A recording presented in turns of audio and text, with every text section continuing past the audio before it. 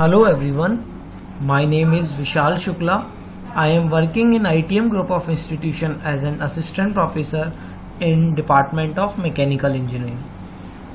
आज हम देखेंगे Operation Research and Supply Chain में Lecture 5 which is included in program BTech Mechanical 7 Sem Final Year. Subject code है ME70A. तो यहाँ पर ये सब्जेक्ट का 5th लेक्चर है. टोटल अभी तक 4 लेक्चर हम ऑलरेडी देख चुके हैं. इस वीडियो में हम डिस्कस करेंगे क्वेश्चन को which is based on LPP model. सबसे पहले अभी हम स्टार्टिंग में हम रिवाइज कर लेते हैं कि अभी तक हमने क्या पढ़ा है.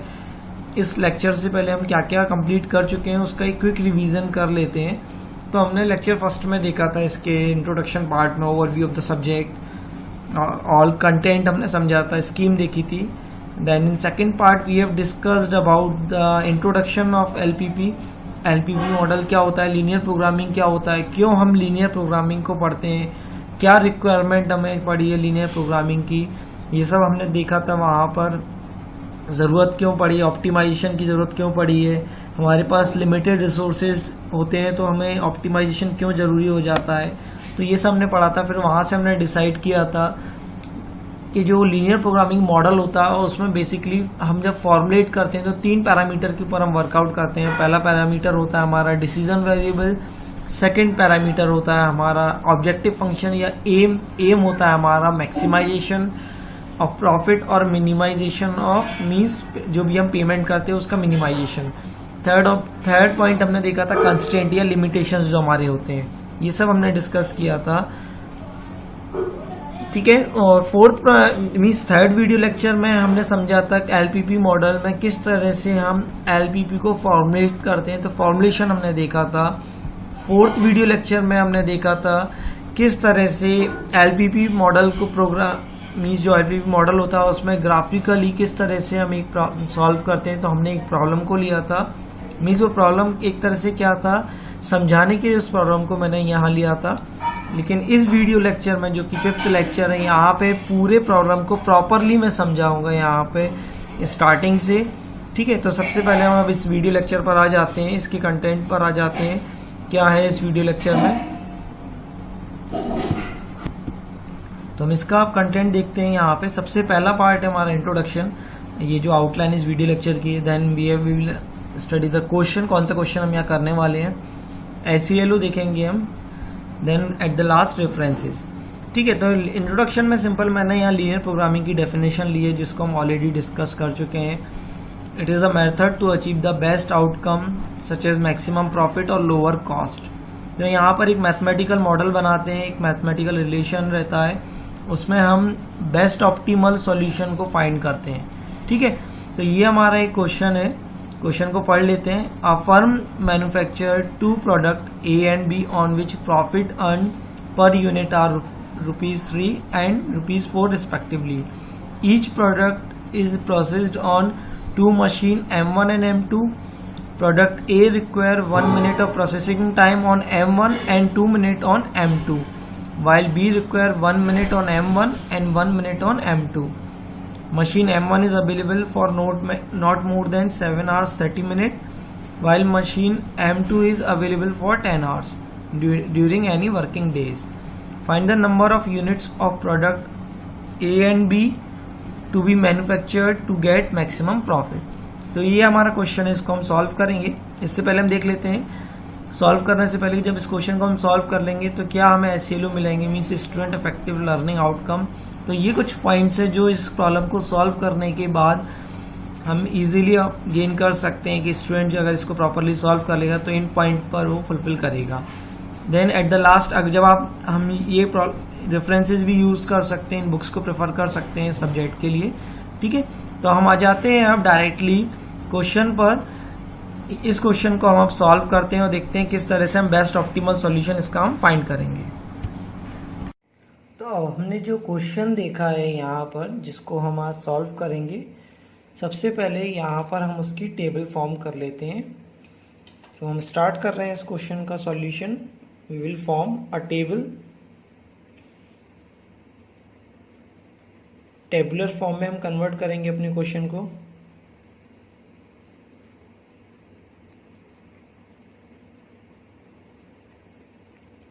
ओके, तो यहाँ पे मैं टेबुलर फॉर्म बना रहा हूँ। तो ये सबसे पहले हमने देखा था क्वेश्चन में there are two product A and B, तो उसके अकॉर्डिंग मैं यहाँ पे टेबल ड्रॉ कर लेता हूँ।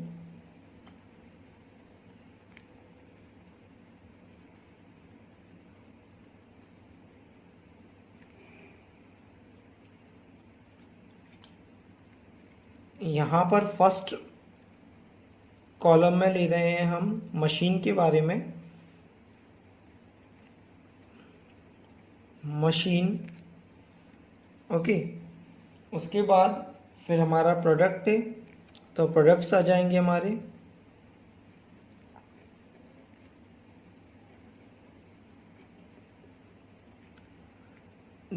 देन उसके बाद जो मशीन यूज हो रही है उनकी टाइमिंग आ जाएगी।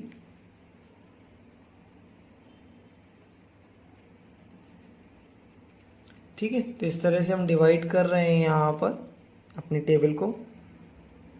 तो ये टेबल हमको एग्जाम में गिवन नहीं होगी, हम यहाँ पर इस टेबल को फॉर्म करेंगे, क्वेश्चन पढ़ने के बाद इसको हम फॉर्म करेंगे। ओके,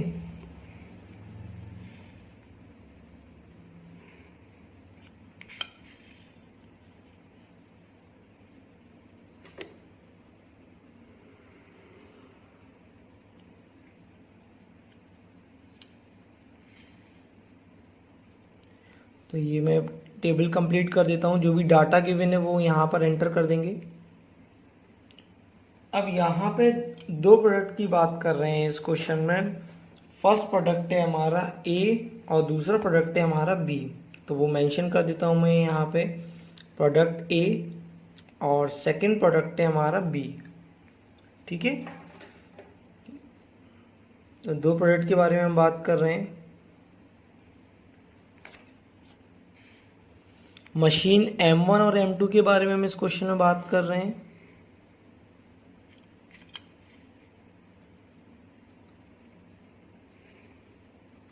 ठीक है, तो ये मैं यहाँ पे लिख देता हूँ मशीन M1 और M2 के बारे में आपको क्या क्या गिवन है। मशीन M1 ले रहे हैं हम, then we are using machine M2। अब इस जो क्वेश्चन के अकॉर्डिंग हम इसमें डाटा फीड करेंगे। प्रोडक्ट 1 के बारे में अगर हम बात करें तो प्रोडक्ट 1 जो हमारा है वो यूज़ कर रहा है, मीन्स अगर हम प्रोडक्ट ए के बारे में बात करें, मशीन ए पे जो उसकी टाइमिंग यूज़ हो रही है वो हमें गिवन है क्वेश्चन में 1 मिनट। ठीक है, तो यहाँ पर आ जाएगी वैल्यू 1 मिनट। ध्यान रखिएगा ये मिनट में है। Then it is written that product A require 1 minute of processing time on M1 and 2 minute on M2। ठीक है, तो यहाँ पे 2 हम फिल कर देंगे। Then while B require 1 minute on M1 and 1 minute on M2। इतना डाटा आपको गिवन है यहाँ पे। ठीक है, उसके बाद अब यहाँ पर गिवन है M1 is available for not more than 7 hour 30 minutes. तो यहाँ पे ये जो डाटा अवेलेबल है 7 आवर्स 30 मिनट के लिए, M1 की अगर मैं बात करूँ तो ये हमें 7 आवर 30 मिनट्स के लिए अवेलेबल है। पर ए प्रोडक्ट M1 मशीन पर कितने टाइम यूज़ कर रही है, 1 मिनट। तो ये मिनट में गिवन है, टाइम हमें आवर्स में गिवन है, तो हम कन्वर्ट कर लेते हैं 7 आवर्स 30 मिनट्स को मिनट्स में, तो ये हो जाएगा आपका 450 मिनट्स। ठीक है, तो M1 का मैक्सिमम टाइम कितना हो गया हमारा 750। M2 अवेलेबल है यहाँ पर हमको 10 आवर्स के लिए, तो ये कितना मिनट हो गया हमारा 600 मिनट्स। ओके, अब यहाँ पे गिवन है प्रोडक्ट ए और बी का प्रॉफिट गिवन है हमको पर यूनिट। तो मैं यहाँ पे प्रॉफिट मेंशन कर देता हूँ कि जब हम प्रोडक्ट ए को प्रोड्यूस करेंगे तो प्रॉफिट कितना अर्न होगा।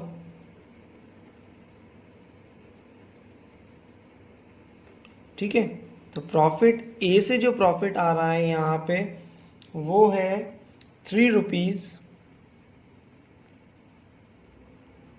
ठीक है, देन बी से जो प्रॉफिट आ रहा है वो है यहाँ पे 4 रुपीज तो ये हमारी टेबल कंप्लीट हो गई है क्वेश्चन के अकॉर्डिंग। अब इस टेबल को हम क्लोज कर देते हैं।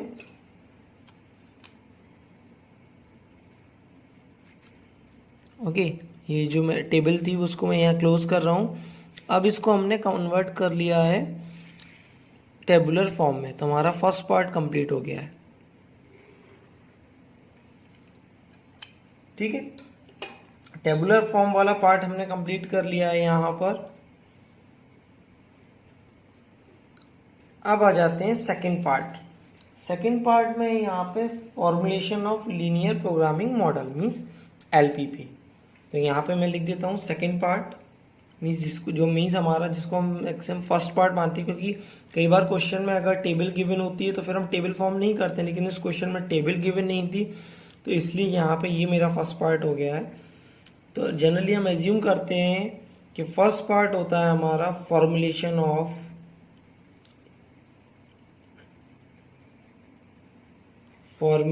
Of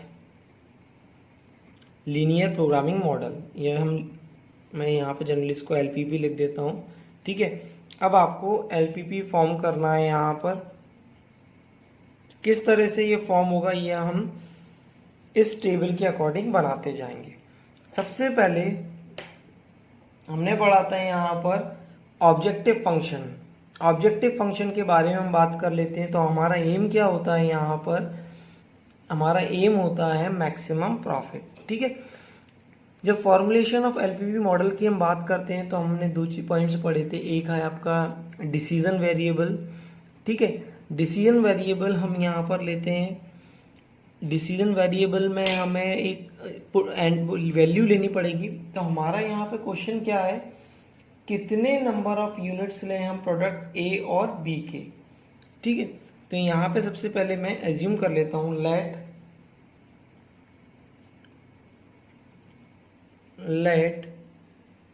x1 and x2 denote the number of units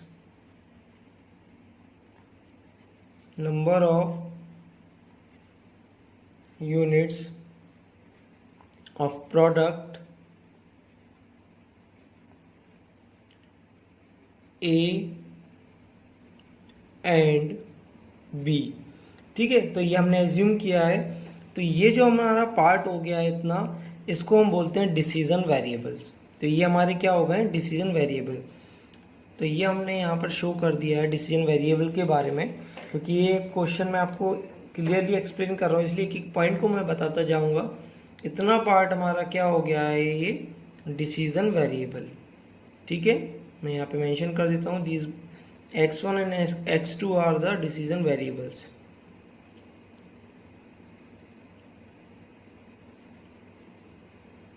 formulation में जब हम जाते हैं तो हमारा ए पार्ट कंप्लीट हो गया है। ठीक है, बी पार्ट हमारा रहता है ऑब्जेक्टिव फंक्शन। बी पार्ट रहेगा हमारा यहाँ पे ऑब्जेक्टिव फंक्शन। तो ऑब्जेक्टिव फंक्शन हम क्या लेते हैं, हम जनरली z से डिनोट करते हैं। एम क्या होता है हमारा, मैक्सिमाइजेशन मीन्स मैक्सिमम प्रॉफिट हो, तो उसको हम डिनोट करते हैं z से। किससे डिनोट करते हैं हम, z। तो z मैक्स क्या होगा यहाँ पर, ठीक है, z मैक्स हो जाएगा हमारा, मैक्सिमम वैल्यू हम फाइंड करते हैं जनरली। ठीक है, तो ये हो जाएगा हमारा। अब एक के जब 1 यूनिट को हम प्रोड्यूस कर रहे हैं तो कितना प्रॉफिट हो रहा है, 3 प्रॉफिट हो रहा है। टोटल कितनी यूनिट है हमारी, x1 यूनिट है, तो कितना प्रॉफिट होगा यहाँ पे, 3x1। बी में कितना प्रॉफिट हो रहा है एक यूनिट में, 4 रुपीज का। टोटल कितनी यूनिट को हम प्रोड्यूस कर रहे हैं, x2 यूनिट को, तो ये हो जाएगा 4x2। ठीक है, तो ये हमारा यहाँ पर हो गया है, हमने यहाँ डिनोट कर दिया है ऑब्जेक्टिव फंक्शन और एम। ठीक है, इसको भी मैं शो कर देता हूँ यहाँ पे, ये हमारा क्या हो गया, एम मैक्सिमाइजेशन। जिसको हम ऑब्जेक्टिव फंक्शन भी बोलते हैं। थर्ड पार्ट रहता है इसमें सी पार्ट, मैं यहाँ शो करूँगा कंस्ट्रेंट्स। ठीक है, जो भी हम कंस्ट्रेंट, जो लिमिटेशंस है हमारी, तो लिमिटेशंस हम इस टेबल के अकॉर्डिंग यहाँ पे एंटर करेंगे। टेबल के अकॉर्डिंग हमें लिमिटेशंस देखना है कि हमारी लिमिटेशंस क्या क्या गिवन है हमें। तो देखते हैं लिमिटेशंस को। सबसे पहली लिमिटेशन, मशीन 1 जो है वो प्रोडक्ट ए पर 1 मिनट के लिए यूज होगी। ठीक है, तो यहाँ पे हो जाएगा 1 × x1। फिर मशीन 1 बी प्रोडक्ट भी आपका 1 मिनट के लिए यूज कर रहा है, तो क्या हो जाएगा +1 × x2। ठीक है, कितने टाइम के लिए अवेलेबल है मशीन M1? 450 मिनट्स के लिए, मतलब उससे ज़्यादा नहीं, तो हम लिख सकते हैं <= 450।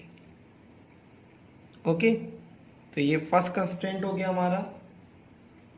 देन सेकंड कंस्ट्रेंट, ये जो कंस्ट्रेंट है किसके लिए? For machine M1। तो यहाँ पे मैं एंटर कर देता हूँ, ये फॉर किसके लिए? For machine M1। ठीक है, दूसरी वैल्यू क्या है? M2 के लिए देख लेते हैं, क्या हो जाएगा? 2x2। अच्छा, ये जो प्रोडक्ट बी के लिए था वो क्वेश्चन में गिवन है हमें, प्रोडक्ट V M2 पर 1 मिनट यूज हो रही है, तो ये आपकी 1 आ जाएगा यहाँ पे, इसको मैंने 2 लिख दिया था। प्रोडक्ट B पर जो यूज हो रही है वो हमारी सिंगल मिनट के लिए यूज हो रही है, क्वेश्चन में गिवन है 2x1 प्लस 1x2 <= 600। किसके लिए ये आ गया? For machine M2। ठीक है, 2 कंस्ट्रेंट आ गए हैं। थर्ड कंस्ट्रेंट हमारा क्या रहेगा? अब यहाँ पे जब हम प्रोडक्शन करेंगे तो A और B की जो प्रोडक्शन होगी वो जीरो तो नहीं, वो मीन्स नेगेटिव तो नहीं हो सकती, तो थर्ड कंस्ट्रेंट क्या आ जाएगा हमारा? Non negative constraint. ठीक है, नॉन नेगेटिव कंस्ट्रेंट आ जाएगा हमारा, तो क्या लिख देंगे हम यहाँ पर? x1, x2 is > 0। तो ये हमारा नॉन नेगेटिव कंस्ट्रेंट। तो कितने कंस्ट्रेंट आ गए हमारे यहाँ पे? टोटल 3 कंस्ट्रेंट आ गए हैं। ठीक है, तो यहाँ पे ये जो लिमिटेशंस हमारे आ गए हैं इनको मार्क कर देते हैं। फिर इनके अकॉर्डिंग हम क्या करेंगे? ग्राफ प्लॉट करेंगे। तो अब हमारा नेक्स्ट स्टेप क्या रहेगा यहाँ पर? Graphical method. ठीक है, मीन्स हम सॉल्यूशन में इसका बनाएंगे। तो सॉल्यूशन बनाने से पहले मैं सबसे पहले जो भी कंस्ट्रेंट है उनकी वैल्यूज फाइंड कर लेता हूँ, मीन्स कोऑर्डिनेट फाइंड कर लेता हूँ। तो कोऑर्डिनेट में हम सबसे पहले 1 बाय 1 फर्स्ट एक कंस्ट्रेंट को लेते जाएंगे और वैल्यूज पुट करते जाएंगे। तो आपका सेकंड स्टेप आ जाएगा। फर्स्ट स्टेप में हमारे 3 पार्ट थे, A B C, हमने उसको कंप्लीट किया। सेकंड पार्ट में हम आ जाते हैं। सेकंड पार्ट है हमारा graphical method, means solution of LPP।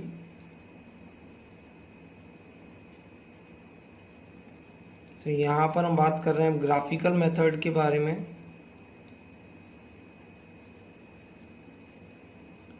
ठीक है, तो हम एक एक कंस्ट्रेंट को यहाँ पे सॉल्व कर लेते हैं, देखते जाते हैं किस तरह से सॉल्व करेंगे। वैल्यूज हमारे सामने ऑलरेडी लिखी हुई हैं, तो हम सिर्फ सॉल्व करना है, हमको वैल्यूज फाइंड करना है। तो सबसे पहले मैं ले लेता हूँ first for machine M1। Machine M1 की जो वैल्यूज है उनको ले लेता हूँ। तो इक्वेशन क्या है हमारी? इक्वेशन है x1 प्लस x2 इज <= 450। ठीक है, और जनरली हम ग्राफिकल मेथड स्टार्ट करने से पहले एक प्रॉब्लम को सिस्टमेटिक वे में लिखते हैं।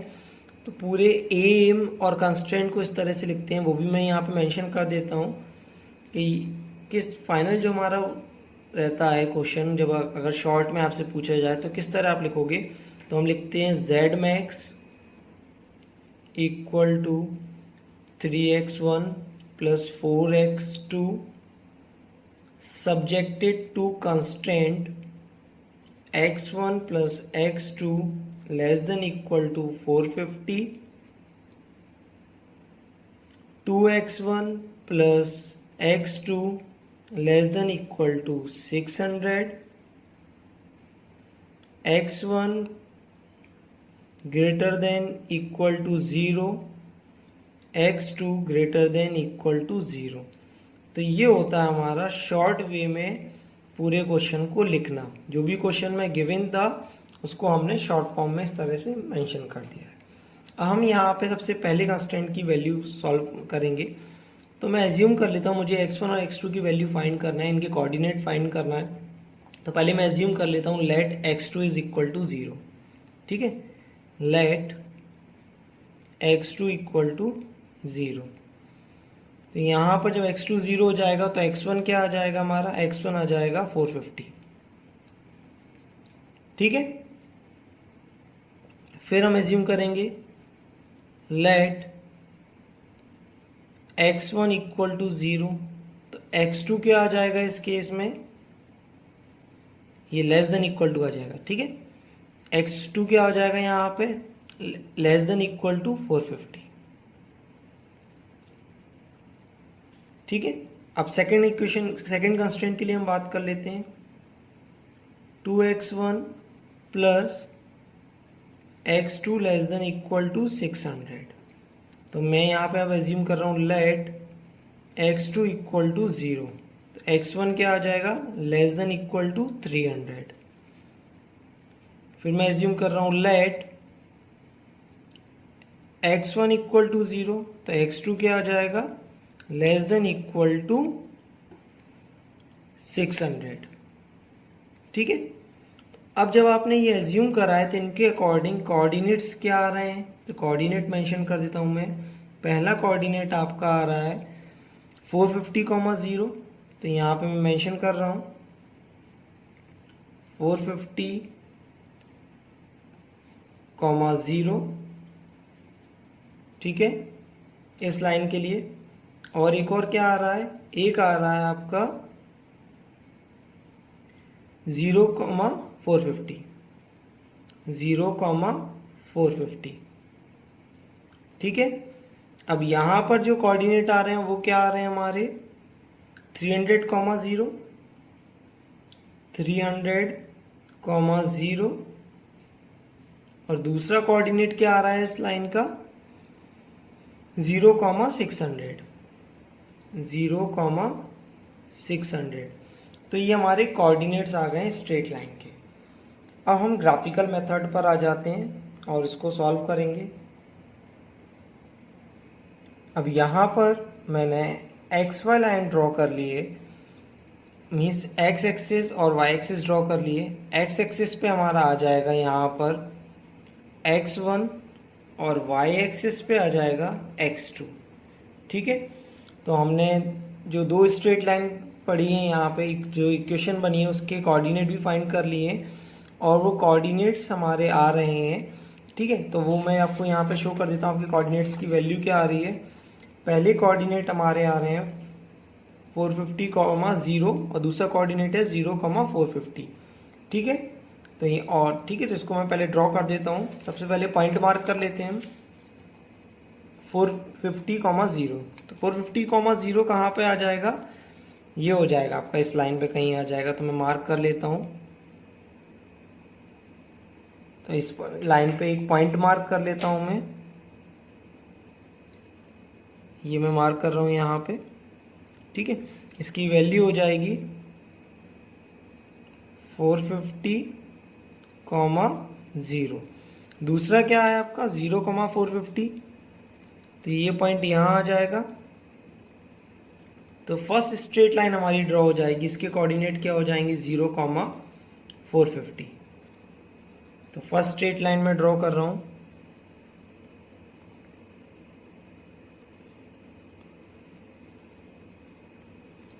अब यहां पे ये लेस देन इक्वल टू है, इट मीन्स टुवर्ड्स ओरिजिन है। टुवर्ड्स ओरिजिन है। किस कंस्ट्रेंट के लिए लाइन ड्रॉ कर रहे हैं हम? फर्स्ट कंस्ट्रेंट के लिए, तो इसलिए मैंने फर्स्ट मार्क कर दिया है।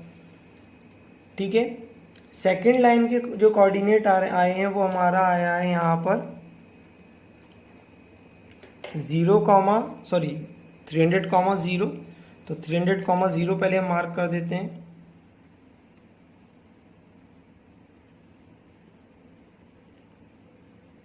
ठीक है, ये पॉइंट मैंने मार्क कर दिया यहाँ पे 300,0। सेकेंड पॉइंट आया है 0,600, तो यहाँ पे पहले मैं लिख देता हूँ 300,0 और ये हो जाएगा 0,600। ठीक है, अब एक स्ट्रेट लाइन ड्रॉ हो जाएगी आपकी यहाँ पर। ये सेकंड कंस्ट्रेंट के लिए स्ट्रेट लाइन आ जाएगी, मीन्स सेकंड इक्वेशन जो हमारी बनी हुई है उसकी स्ट्रेट लाइन आ गई है। ठीक है, अब ये भी आपका less than equal to 8 means towards origin है।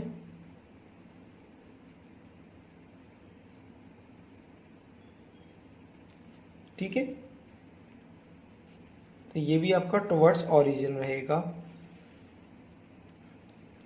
सेकंड, अब थर्ड कंस्ट्रेंट की बात करें तो क्या दिया हुआ है, x1 इज ग्रेटर देन 0, तो इस लाइन के आगे मीन्स ये x2 आप एक्सिस देख रहे हैं, इसके इधर आपका क्या रहेगा, x1 इज ग्रेटर देन 0 रहेगा, और आप x1 के ऊपर जब जाते जाएंगे तो आपका x2 ग्रेटर देन 0 हो जाएगा यहाँ पर।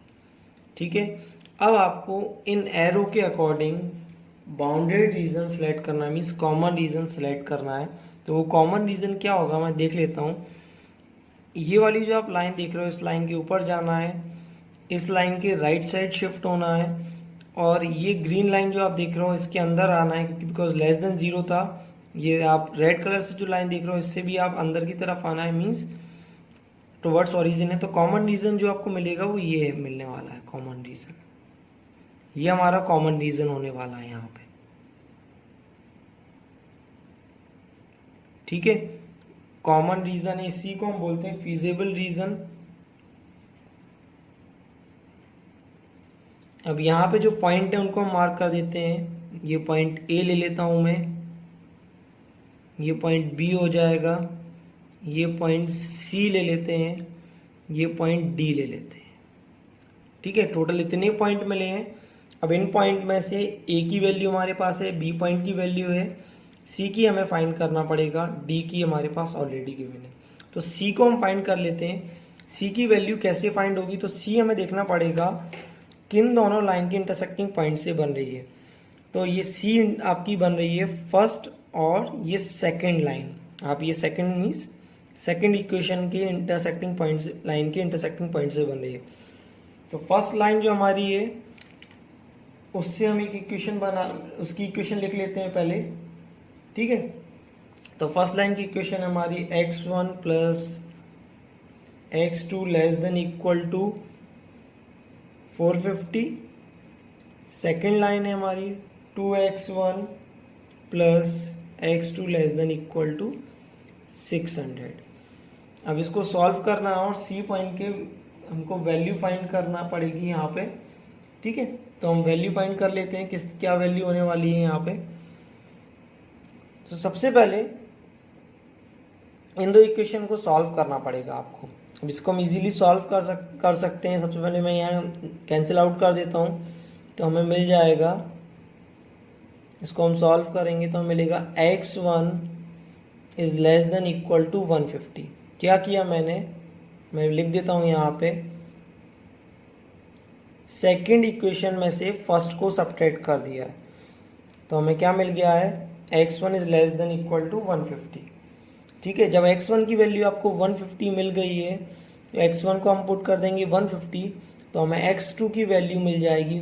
While putting value of x1 in equation 1, तो हमको मिल जाएगी यहाँ पे x2 की value is less than equal to 300। ठीक है, सी पॉइंट के कोऑर्डिनेट आ गए हमारे 150, 300। हमें ये पुट करना है z में, ठीक है। z में हम पुट करते जाएंगे सारे कोऑर्डिनेट्स। z a के लिए हम फाइंड करेंगे, a के कोऑर्डिनेट क्या है 0,0, ठीक है। इक्वेशन क्या थी हमारी z मैक्स की, हमने ऑलरेडी लिख रखा था z मैक्स की इक्वेशन को, उसमें हम ये पुट करते जाएंगे। z मैक्स की इक्वेशन है हमारी 3x1 प्लस 4x2। जब ये 0,0 पुट करेंगे तो आंसर आएगा हमारा 0। z b के लिए हम फाइंड करेंगे, b के कोऑर्डिनेट है 300,0, तो इसको सॉल्व करते हैं। 3 इंटू 300 इक्वल टू आ जाएगा 900 रुपीज़। जेड सी के लिए हम पुट करेंगे यहाँ पे, तो ये आ जाएगा 150, 300, 3 इंटू 150 प्लस 4 इंटू 300, तो ये आ जाएगा 450 plus 1200 means 650 rupees. Z D के लिए सॉल्व करेंगे तो ये 0,450, तो ये हो जाएगा आपका 3 इंटू 0 प्लस 4 इंटू 450, ठीक है। तो ये आंसर आएगा हमारा 1800 रुपीज़। हमने देखा यहाँ पे जो हमारा मैक्सिमम वैल्यू आ रही है z मैक्स आ रहा है, वो किसके लिए आ रहा है, जेड डी के लिए आ रहा है। कितना आ रहा है 1800 रुपीज़। तो यहाँ पर अगर आपसे पूछा जाए what is the best optimal solution, best optimal solution, तो आप बोलोगे x1 is equal to 0 and x2 is equal to 450, ठीक है। मतलब मैं ए प्रोडक्ट की कितनी क्वांटिटी को प्रोड्यूस करूंगा 0 और बी प्रोडक्ट की कितनी क्वांटिटी को प्रोड्यूस करूंगा 450 यूनिट्स। तो कितनी यूनिट्स हो गई ये 450 यूनिट्स। एक प्रोडक्ट की कितनी क्वांटिटी प्रोड्यूस होंगी 0 यूनिट्स, ठीक है। तो ये हमारा बेस्ट ऑप्टिमल सॉल्यूशन हो गया। और इस बेस्ट ऑप्टिमल सॉल्यूशन पे प्रॉफिट इज 1800 रुपीज़, ठीक है। तो बेस्ट ऑप्टिमल ध्यान रखना, कभी भी आपसे पूछा जाए तो बेस्ट ऑप्टिमल सॉल्यूशन हमारा ये होगा कि कितना यूनिट हम प्रोड्यूस कर रहे हैं। और प्रॉफिट कोई आपसे पूछता है तो जेड मैक्सिमम प्रॉफिट कितना हो रहा है, तो आप बताएंगे 1800 रुपीज़, ठीक है। अब इस वीडियो में हमने देखा यहाँ पर कि किस तरह से हम अगर किसी प्रोडक्ट, 2 प्रोडक्ट आ रहे हैं हमारे, जैसे इस क्वेश्चन को हमने लिया था ए और बी लिया है हमने। इस क्वेश्चन में 2 प्रोडक्ट है हमारे ए और बी, तो हमने देखा यहाँ पे कि ए की प्रोडक्शन नहीं करने पर भी हमें मैक्सिमम प्रॉफिट हो रहा है। तो ज़रूरी नहीं है कि दोनों प्रोडक्ट को प्रोड्यूस करने पे ही कंपनी को मैक्सिमम प्रॉफिट होता है। तो ये हमें यहाँ पे बेस्ट ऑप्टिमल सॉल्यूशन हम निकालते हैं with the help of linear programming method, ठीक है। तो इस वीडियो में आज हमने ये सब देखा, किस तरह से ये सब रिकॉल किया है, ये हमने इजीली देखा। सबसे पहला टास्क क्या किया हमने यहाँ पर एक टेबल फॉर्म की है। उस टेबल में जो भी वैल्यूज़ थी, मीन्स क्वेश्चन में जो भी वैल्यूज़ थी उसमें उसको टेबल फॉर्म में कन्वर्ट किया। देन फिर हमने एलपीपी में को फॉर्मुलेट किया। एलपीपी में पहला टास्क था डिसीजन वेरिएबल, फिर एम, उसके बाद कंस्ट्रेंट। ये हमारे कंस्ट्रेंट हैं, इनको हम क्या बोलते हैं लिमिटेशंस। ये सब हमारे क्या है लिमिटेशंस हैं, ठीक है। ये हमारे क्या है लिमिटेशंस हैं यहाँ पर। उसके बाद हमने ग्राफिकल मेथड के अकॉर्डिंग क्या किया, जो कंस्ट्रेंट थे उन कंस्ट्रेंट की वैल्यूज़ लिखकर, इक्वेशन लिखकर हमने कोऑर्डिनेट्स फाइंड करे हैं। तो ये हमारे कोऑर्डिनेट मिल गए हमको, फर्स्ट इक्वेशन के कोऑर्डिनेट, देन सेकंड इक्वेशन के कोऑर्डिनेट्स मिल गए। फिर हमने उन कोऑर्डिनेट्स को रखकर एक ग्राफ प्लॉट किया है एक्स एक्सिस और वाई एक्सिस पर। एक्स एक्सिस को हमने पुट किया है प्रोडक्ट ए को, और वाई एक्सिस पर पुट किया है प्रोडक्ट बी को की क्वांटिटीज मीन्स x1 और x2 को। देन सॉल्व किया, हमने यहाँ पे फाइंड किया best optimal solution. So okay student, आज हमने यहाँ पर इस प्रॉब्लम को सॉल्व किया। And thank you very much कि आपने इस वीडियो लेक्चर देखने के लिए अपना प्रीशियस टाइम दिया। Okay, thank you very much.